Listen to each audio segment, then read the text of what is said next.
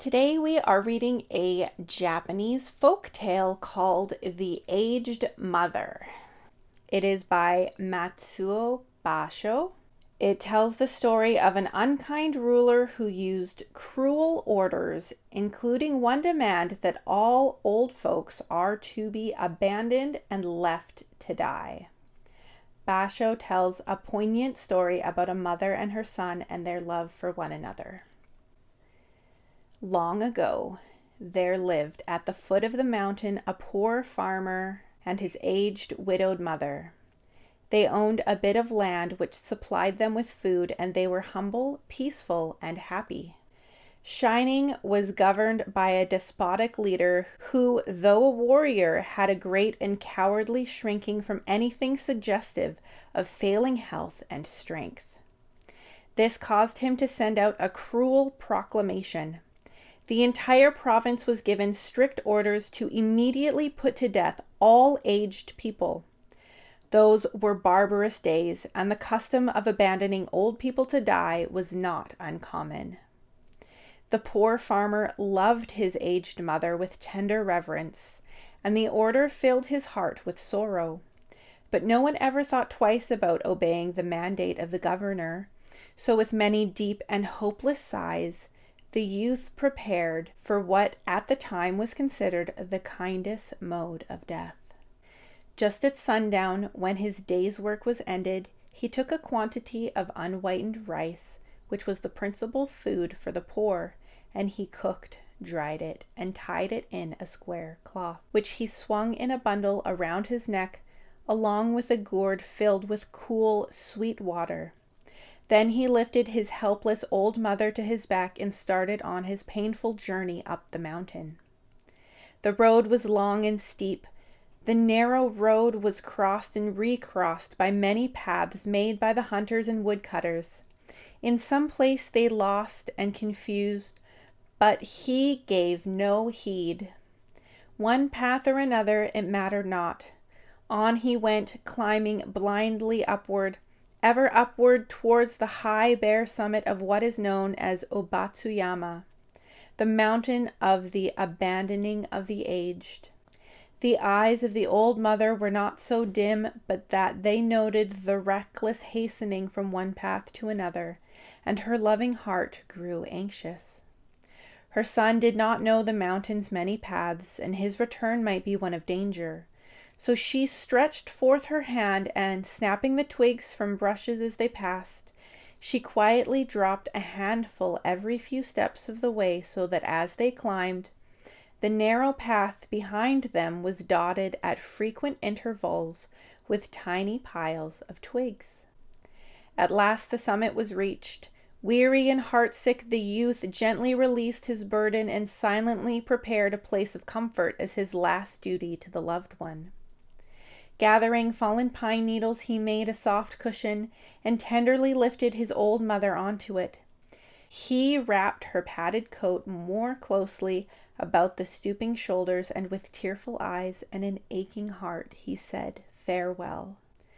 The trembling mother's voice was full of unselfish love as she gave her last injunction.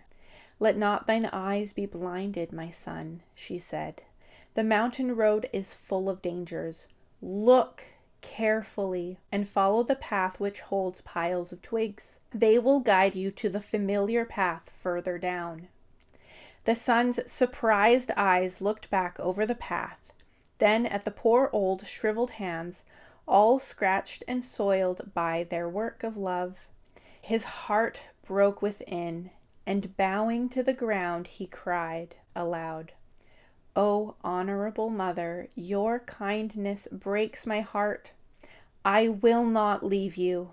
Together we will follow the path of twigs, and together we will die." Once more he shouldered his burden, how light it seemed now, and hastened down the path, through the shadows and the moonlight to the little hut in the valley. Beneath the kitchen floor was a walled closet for food, which was covered and hidden from view. There the son hid his mother, supplying her with everything she needed, continually watching and fearing she would be discovered. Time passed, and he was beginning to feel safe when again the governor sent forth heralds bearing an unreasonable order, seemingly as a boast of his power. His demand was that his subjects should present him with a rope of ashes. The entire province trembled with dread. The order must be obeyed, yet who in all shining could make a rope of ashes? One night, in great distress, the son whispered the news to his hidden mother. "Wait," she said, "I will think, I will think." On the second day she told him what to do. "Make rope of twisted straw," she said, "then stretch it upon a row of flat stones and burn it on a windless night." He called the people together and did as she said, and when the blaze died down, there upon the stones, with every twist and fiber showing perfectly, lay a rope of ashes. The governor was pleased at the wit of the youth and praised greatly, but he demanded to know where he had obtained his wisdom. "Alas, alas," cried the farmer, "the truth must be told." And with deep bows he related his story. The governor listened and then meditated in silence.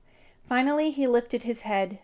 "Shining needs more than strength of youth," he said gravely. "Ah, that I should have forgotten the well-known saying, 'With the crown of snow there cometh wisdom.'" That very hour the cruel law was abolished, and the custom drifted into as far a past that only legends remain. And that is a lovely reminder of the wisdom that comes with age, I guess. I feel like as I get older, I learn more and more. And despite still relying on my parents, I guess, for some stuff, I am also slowly learning how to give that sound advice to others, I guess. So I guess this is a important reminder that we should pay attention to what the elder generation has to say. In some circumstances, maybe, not all. Use your wisdom and judgment also. But yeah, I do think there is a lot of lessons that we learn throughout life. And as we age and get older, it's important for us to instill those important lessons onto the younger generation. As I get older and learn more and accept myself more, I feel like those are things that I also want to impart on the kids of, the younger kids, my kid. I'm just rambling now. And that is the end of today's story. That was a really touching one about the love of a son and a mother. And I know not everyone gets to experience that, but whoever your chosen family is, I do hope that you will remember to express your love and gratitude to them today on this Monday, when everybody needs a little bit more love and just 5 more minutes in bed. I will see you guys on Thursday for poetry. Bye. Thank you for joining me on another story or poetry adventure. Please do like this video. You can subscribe if you want to see more from me, and hit that notification bell so you know when I post, which is every Monday for flash fiction and every Thursday for poetry. If you have suggestions for poets or other short stories that I should read, please let me know in the comments down below. I would love to hear your guys' suggestions. If you want to see what else I do around the internet, you can check out my Linktree. All my socials are there. If you like what I do here and you would like to support me monetarily, I do have a Patreon. My lowest tier is only $1.50 a month. And if you join for at least $5 a month, you get access to my Discord server. And I will see you guys in the next one. Thank you to everyone on my Patreon. Your support means so much to me, and I couldn't do this without you.